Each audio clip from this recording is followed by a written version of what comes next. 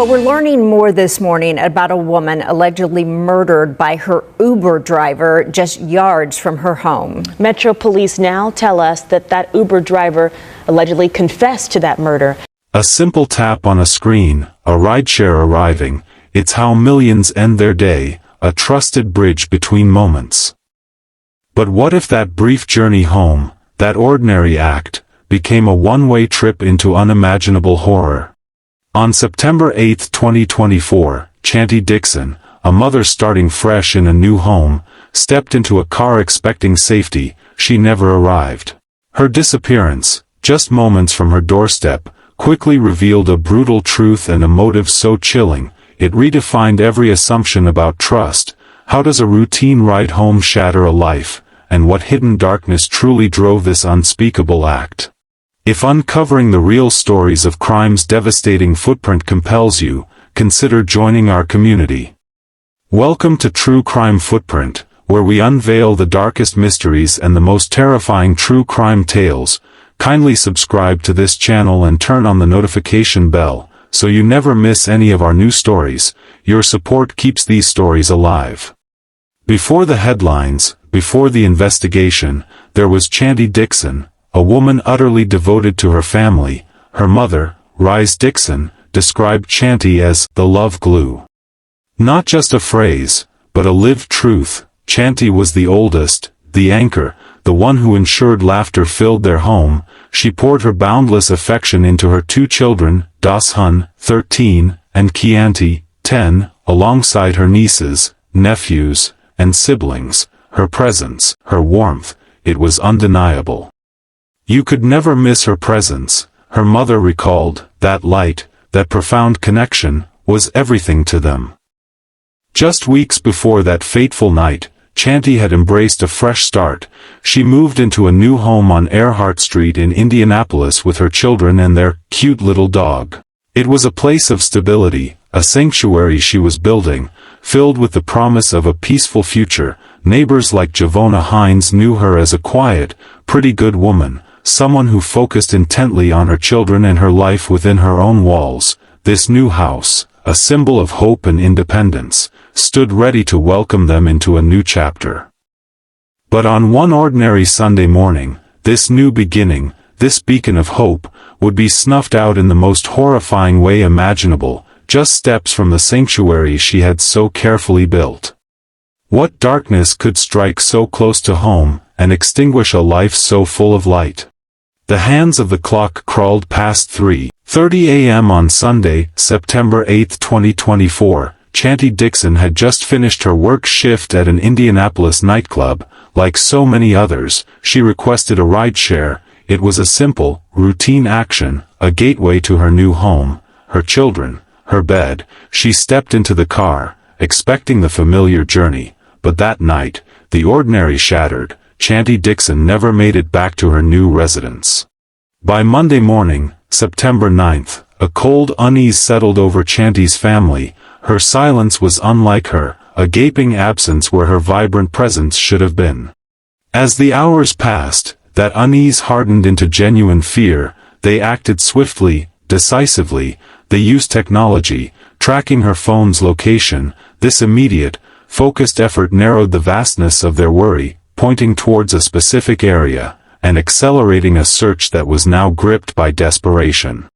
Shortly after 1 p.m. on that same Monday, a grim discovery was made. Chanty Dixon's body was found in a wooded area in the 1800 block of Wagner Lane. The location sent a profound chill down every spine. It was just yards away, mere steps from the new home she had recently moved into. The irony was devastating.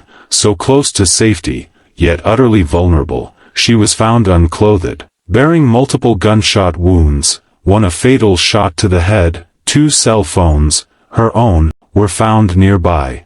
Immediate clues in what had instantaneously transformed from a missing persons search into a murder investigation. The question hung heavy in the air, a silent scream across the Indianapolis skyline. who would unleash such violence, and what unspeakable darkness festered beneath the surface of this seemingly random act. This is where Shanti Dixon's body was found, in the woods on a dead-end street on Wagner Lane. It's also just a few feet away from her apartment. Police say 29-year-old Uber driver Francisco Valadez drove Dixon to the scene Sunday morning. Valadez told police he initially attempted to have sex with Dixon in the back of his car, but he got angry with her. He later admitted to police he shot her in the head in his car, then hid Dixon's body behind the concrete barrier. He also said he tried to have sex with her again. Dixon was found naked with a sweatshirt pulled over her head and arms, lying on her stomach. This is just disgusting all around, and it did not have to happen. This is a family that's been ripped apart. This woman is gone from the world unnecessarily. As a woman, this hits differently for me. Women, girls, mothers, they have a right to exist freely in our community without fear of something heinous happening to them. They have a right to walk, bike, order a ride share without fearing something bad will happen to them. Friends say this video of Dixon seen on the right shows how happy she was. They didn't want to talk on camera, but one of her neighbors did. Because we all pretty much, we look out for each other here. And for that to happen is sad, and for it to be a ride share, that's really sad. You're not even safe getting a ride home. Neighbors tell me they've seen Dixon moving into this apartment. They've seen her with her kids and her dog. Horrific.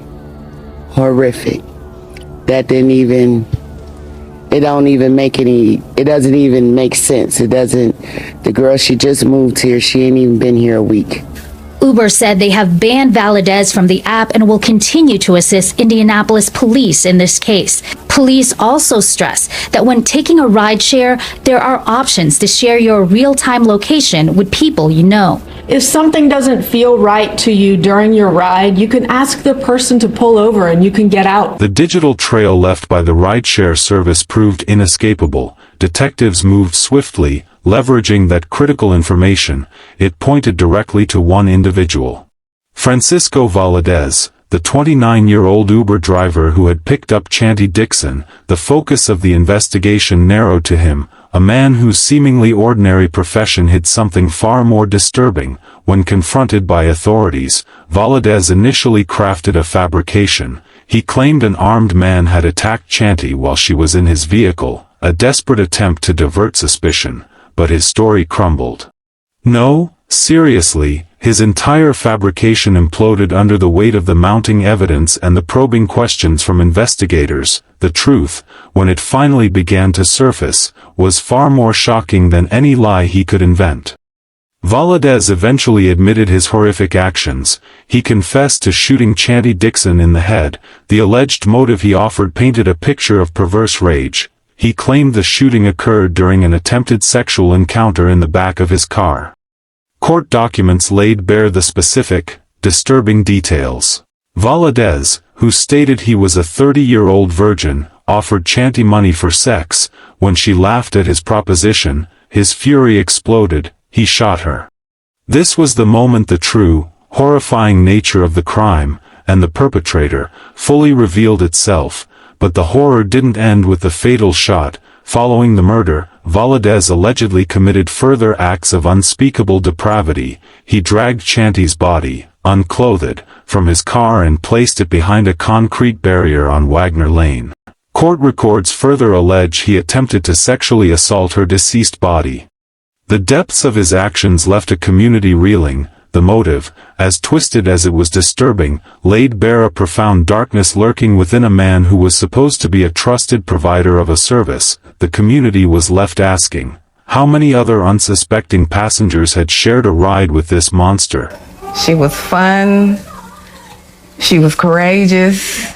A ball of life. Risa Dixon talks about her daughter Shanti in the past tense. I keep waiting for her to walk through the door, but I know she's not gonna walk through the door. Police say her 30-year-old daughter's body was found in a wooded area near East Raymond Street and South Sherman Drive on Monday. For people that's out there doing stuff like that man did to my child, because you picked up a stripper at work and you thought wasn't nobody gonna care. We care. And y'all can't do that. Court documents say her Uber driver, 29-year-old Francisco Valadez, picked Dixon up around 3:30 Sunday morning from work at Sunset Strip off West 16th Street. According to court documents, Valadez attempted to have sex with her in the backseat of his car, but there was a fight. Valadez told police he shot her. If you in the ride share, get on FaceTime with somebody. Take self-defense classes. Get you some protection that you're comfortable with. We can't prevent everything, and we can't stop everything, but we can cut it down. The nonprofit What's My Name reiterates that message about rideshare safety. Everything that we do, again, is before you get into the car, the education, the stop, ask, match, and inform.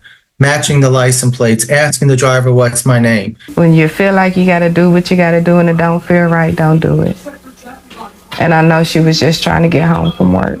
The Dixons hope their daughter's legacy lives on. Do not let what happened diminish what she put out in the world. The Indianapolis police moved swiftly. Using Chanty's family's phone data and rideshare information, they quickly identified Francisco Valadez. A search of his home yielded critical evidence: a suspected murder weapon, bloody clothes, and towels. Valadez was arrested. Prosecutors formally charged him with murder, rape, and abuse of a corpse. At his hearing, he pleaded not guilty. Held without bond, Uber, the platform he used, immediately banned him, offering condolences and pledging full cooperation. This incident highlights a crucial tension. How do we balance the convenience of such services with the absolute necessity of user safety? What are your thoughts on rideshare safety? Share your experiences below, and like this video if these stories matter. Chanty's passing devastated her family and the Indianapolis community. Her mother, Rise Dixon, expressed her profound longing. My heart is saying that she is going to walk through the door and say, "Hey mama, what's y'all doing?" Her children, Dashan and Chianti, are supported by a strong community. Vigils were held, tears flowed, neighbors like Javona Hines grieved, especially for the children. I feel bad for her kids. I feel really bad because now, they don't have a mother.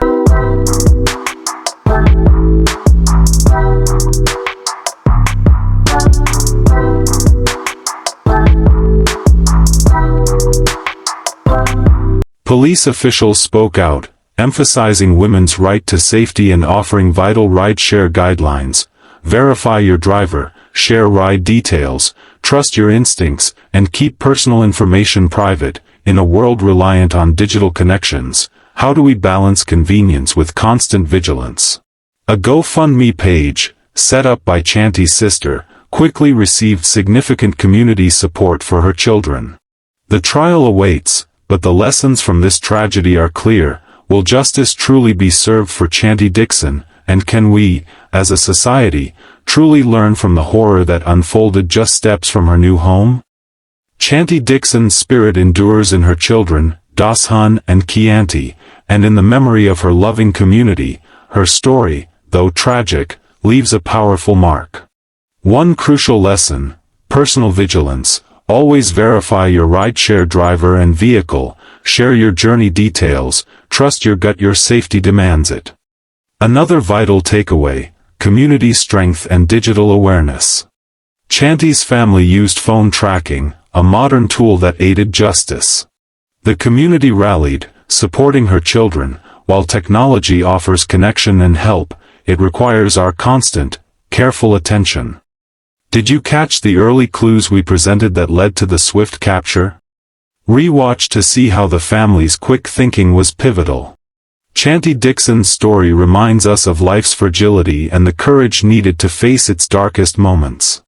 If this narrative resonated, please like, share, and subscribe to True Crime Footprint. Your support helps us tell these vital stories, empowering us all to be safer and more aware. Our hearts ache for Chanty's family. Words feel inadequate, but please know you are held in deepest sympathy and prayers. May you find strength and comfort in memories of Shanti. Thank you for watching, for your attention, and for joining us on this journey of reflection. Stay informed, stay vigilant, and above all, stay safe. See you on our next video.